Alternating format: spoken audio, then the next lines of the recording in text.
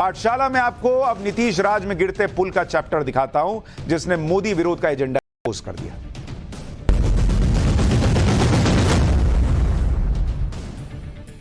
ओडिशा में रेल हादसा हुआ और विपक्षी दल बेताब हो गए। राहत और बचाव कार्य के बीच ही रेल हादसे पर राजनीति शुरू हो गई। रेल मंत्री अश्विनी वैष्णव से इस्तीफा मांगा जाने लगा, जैसे इस्तीफा देने भर से ही सारी चीजें ठीक हो जाएंगी। आप ये देखिए कि अश्विनी वैष्णव से इस्तीफा मांग कौन लोग रहे थे। रेल मंत्री अश्विनी वैष्णव से इस्तीफा मांगने वालों में ममता बनर्जी के साथ लालू यादव और नीतीश कुमार की पार्टी भी शामिल है। ये वो नेता हैं जिनसे अपने अपने राज्य नहीं संभल रहे। रविवार शाम को बिहार के भागलपुर में गंगा नदी पर बन रहे पुल का एक हिस्सा बरबरा के गिर गया। यह पुल पिछले 8 साल से बन रहा था, अभी तक बन भी नहीं पाया। इस पुल की कहानी भी आपको बताऊंगा, लेकिन इतना बड़ा पुल नदी में गिर गया, लेकिन इस पर कोई हाय तौबा नहीं है, क्योंकि बिहार में बीजेपी की अभी सरकार नहीं है।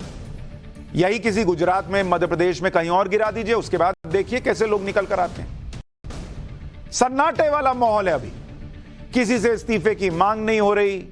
जिस 1700 करोड़ रुपए से यह पुल बन रहा है वो जनता का पैसा है, लेकिन किसी को कोई दिक्कत नहीं है। 1700 करोड़ रुपए पानी में डूब गए, लेकिन किसी को फर्क नहीं पड़ रहा। हैरानी की बात यह है कि पिछले साल भी यही पुल टूट गया था। आंधी की वजह से पुल का एक हिस्सा बह गया था। खुद नीतीश कुमार इस बात को मान रहे हैं। नीतीश कुमार ने कहा कि यह पुल काफी समय से बन रहा है और अब तक इसे बन जाना चाहिए था। इतनी देर क्यों हो रही है और क्यों बार बार पुल टूट जा रहा है, उसकी जांच के आदेश उन्होंने विभाग को दे दिए। यानी खुद नीतीश जी को भी नहीं पता कि पुल बनने में देरी क्यों हो रही है। कैसे पता होगा? वो तो अभी मोदी जी को रोकने के लिए विरोधी खेमा जुटाने में जुटे हैं। अब पुल ठीक से जुड़ रहा है नहीं जुड़ रहा है, उससे कैसे पता रहेगा उनको? सुनिए बिहार के मुख्यमंत्री जी को एक बार। भागलपुर में जो हुआ है, अभी समय पहले एक बार और हुआ था, तो उसी समय हमने कहा ऐसा क्यों हुआ है, और जबकि हम इसको बनाने के लिए हमने बहुत पहले तय किया था। हमने 12 में ही देखा, अब 14 से काम शुरू हुआ। अब जिसको भी दिया गया है एजेंसी, अब इतना देर क्यों हो रहा है? और एक गिर गया था तो उस समय भी हमने कहा था, 1 साल पहले की बात है। अब फिर जब 2 हो ये फिर गिरा है, कल ही हमको पता चला है, तो तुरंत हमने विभाग के सब लोगों को कहा कि जाकर के देख लीजिए और तुरंत एक्शन लीजिए।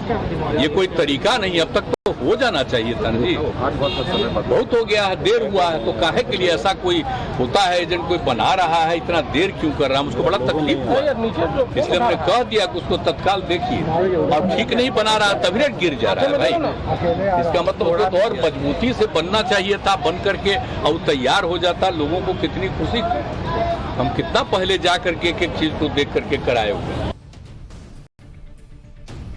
ये नीतीश कुमार जी हैं, कह रहे हैं पुल तो बन जाना चाहिए था। मैंने अधिकारियों से कहा जाके देखिए, अब तक तो बन जाना चाहिए था। अरे बॉस, तो आप किस लिए हैं?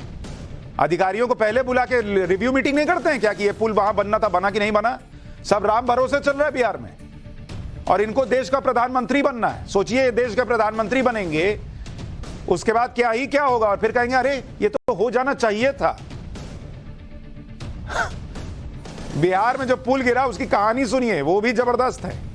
नीतीश कुमार ने फरवरी 2014 में पुल का शिलान्यास किया था। 2014 में यह अगुवानी सुल्तानगंज पुल मई 2015 में बनना शुरू हुआ। पुल बनाने का काम एसपी सिंगला कंपनी को मिला। पुल की लागत करीब 1700 करोड़ रुपए।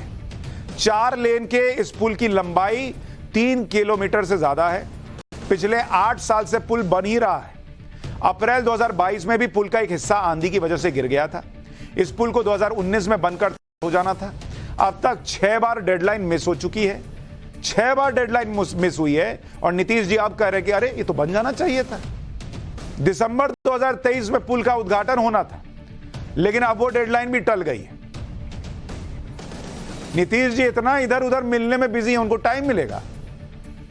और बॉस, इस पुल का खर्चा कितना है ये देखिए। इस पुल का खर्च है, ये भी देखते जाइए, 1700 करोड़ रुपया। 1700 करोड़ एक पुल बनाने का। और नई संसद कितने में बनी है? नई संसद जो है वो करीब 850 करोड़ में बनी है। 800 850 करोड़ में। 800 साढ़े 800, मतलब जितने में नई संसद बन गई उससे डबल तो पैसा लग गया है उस पुल को बनाने में, जो पुल पानी में जाके गिर गया है। स्वाहा। सिर्फ पुल नहीं, आपका पैसा भी स्वाहा। बिहार के डिप्टी सीएम तेजस्वी यादव को इस पुल की डिजाइन में कमी दिख रही है। तेजस्वी यादव का कहना है कि यह पुल बहुत कमजोर है और इसके बारे में विधानसभा में भी बात हुई है। अब यह फैसला लिया गया कि पुल को पूरी तरह से नए सिरे से बनाया जाएगा। एक बात तेजस्वी जी को भी सुनिए। पहले से ही हम लोगों को शंका थी कि इसमें डिजाइन में फॉल्ट है, उसलिए काफी स्ट्रक्चरल चीजें जो हैं तोड़े गए और हम लोगों का निर्णय था कि पूरी तरीके से तोड़ करके, क्योंकि बार बार कंप्लेन आ रहा था, माननीय सदस्यों ने दोनों बार जो है इस बात को दोनों सदस्यों ने विधानसभा में उठाया था, तो अब हम लोग निर्णय पे ले कि भाई नहीं, इसको पूरी तरीके से तोड़वा करके, क्योंकि कोई रिस्क नहीं लेना है, इसलिए पूरी तरीके से तोड़वा करके पुनः सिरे से हम लोग जो है कार्य को प्रारंभ करेंगे। कितने कमाल की बात है ना। आपका हमारा पब्लिक का पैसा लग रहा हो तो एक बार फॉल्टी डिजाइन से बनाओ, फिर शिकायत आए तो एक काम करो पूरा तोड़ दो, फिर से बनाओ। अगर गलत डिजाइन था तो पास कैसे हुआ जी? अगर गलत डिजाइन था तो टेंडर उससे लिया क्यों नहीं जी? अधिकारियों पे कार्रवाई क्यों नहीं की जी? तोड़ो बनाओ, चल रहा है, पैसा अपनी जेब से थोड़ी जा रहा है। बिहार के डिप्टी सीएम तेजस्वी यादव के मुताबिक पुल को फिर से बनाया जाएगा।